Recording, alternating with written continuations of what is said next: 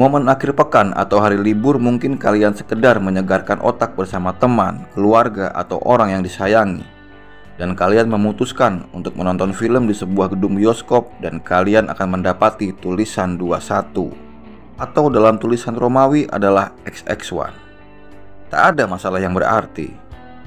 Lalu di pekan berikutnya kalian mengunjungi kota sebelah dan memutuskan untuk menonton film di sebuah gedung bioskop lagi. Apa yang kalian temui? Ya, tulisan 21 lagi.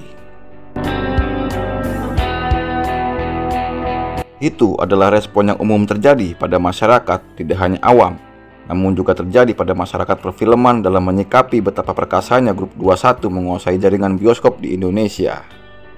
Rupanya tak hanya jaringan bioskop yang sedemikian menggurita, namun ternyata Grup 21 juga menguasai jalur impor dan pendistribusian film-film nasional dan Hollywood yang menjadi nyawa bagi setiap bioskop. Bayangkan, 130 bioskop dari 178 yang masih beroperasi di Indonesia tergabung dalam Grup 21. Itu artinya hampir 80% pangsa pasar bioskop dikangkangi oleh konglomerat yang dulu didirikan oleh kerabat cendana bernama Sutwikatmono. Dan dominasi itu menjadi lebih edan ketika melalui berbagai anak usahanya, Grup 21 menguasai impor film Hollywood dan mengendalikan banyak produser film nasional. Lalu, di mana salahnya? Pertama, dalam UU nomor 5 tahun 1999, pasal 17 tentang larangan praktik monopoli dan persaingan usaha tidak sehat, ditegaskan bahwa satu pelaku usaha atau satu kelompok pelaku usaha dilarang menguasai lebih dari 50% pangsa pasar satu jenis barang atau jasa tertentu. Nah, dalam penguasaan hampir 80% jaringan bioskop di Indonesia, Grup 21 memiliki lebih dari cukup kuasa untuk mengontrol pasar bioskop. Logikanya, persaingan yang terjadi sudah tidak sehat, karena satu orang bisa mengendalikan pasar yang memiliki puluhan juta konsumen yang menyetorkan duit tiket bioskop setiap harinya. Bandingkan dengan saingan terbesarnya, Blitz Megaplex asal Bandung yang hanya memiliki 7 bioskop sejak berdirinya tahun 2006. Padahal, Blitz Megaplex pun bukan sembarang bioskop karena di belakangnya ada sokongan dana dari Grup Jarum dan Hendro Priyono, mantan kepala Badan Intelijen Negara. Jika Blitz Megaplex saja sempoyongan adu kepala dengan Grup 21, bagaimana dengan pengusaha-pengusaha bioskop lain yang levelnya jauh lebih rendah? Wajar jika kemudian menurut praktisi film nasional Heru Effendi sudah ada sekitar 107 bioskop tutup hanya pada periode hingga 2008 karena tidak sanggup mengikuti irama permainan yang sangat monopolistik. Kedua, penguasaan jaringan bioskop yang terlalu besar dan sekaligus juga menguasai jalur impor film menyebabkan banyak pihak tak berkutik dan memilih bungkam serta mengikuti sang penguasa ketimbang mengalami rugi besar jika melawan. Bagi produser film nasional misalnya, jika mereka berani menyetorkan film ke bioskop-bioskop non-21, maka ada kemungkinan produk-produk film dari rumah produksi tersebut bisa diboikot sehingga tidak bisa diputar di jaringan bioskop 21 yang menguasai 80% pangsa pasar. Fenomena ini dibeberkan oleh Blitz Megaplex yang gerah dengan arogansi Grup 21. Blitz Megaplex mengungkapkan bahwa pada tahun 2007 mereka hanya dijatah 9 judul dari 48 judul film nasional yang diputar di seluruh 21. Tahun 2008 hanya 17 judul dari 84 film, dan hingga Mei 2009 hanya 14 judul dari 42 judul film yang diputar di 21. Padahal cukup banyak film nasional laris manis yang diputar di 21, namun Blitz Megaplex cuma gigit jari karena film itu tak diputar di bioskopnya.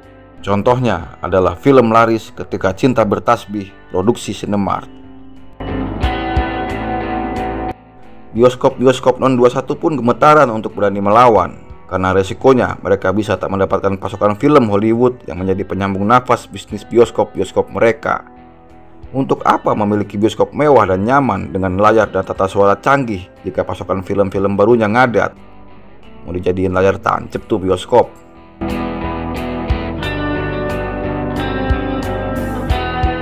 Maka dari itu, hampir di seluruh provinsi sejauh mata memandang, nama 21 lah yang terlihat. Seolah-olah pasar bioskop tertutup bagi persaingan, meskipun pada dasarnya secara regulasi komoditas ini terbuka lebar. Regulasi pun telah mengatur larangan monopoli untuk pasar ini, Tetapi entah mengapa grup 21 selalu berhasil lolos dari lubang jarum. 2 kali, di tahun 2003 dan 2009, digugat oleh Komisi Pengawas Persaingan Usaha, dan dua-duanya lolos tak terbukti melakukan monopoli. Terlalu dini juga jika mengatakan ada tangan-tangan hebat yang mengintervensi. Namun, dari sejumlah pemberitaan di media ada dugaan bahwa sokongan datang dari 2 kementerian terkait. Pertama, dari Kementerian Pariwisata dan Kebudayaan yang ketika itu masih dipimpin oleh Jero Wacik selaku lembaga yang paling berwenang dalam industri bioskop.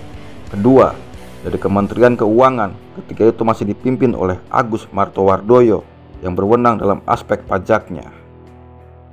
3 anak usaha grup 21 sempat diblokir oleh Menteri Keuangan karena sangkaan utang pajak film impor hingga 330 miliar ke negara.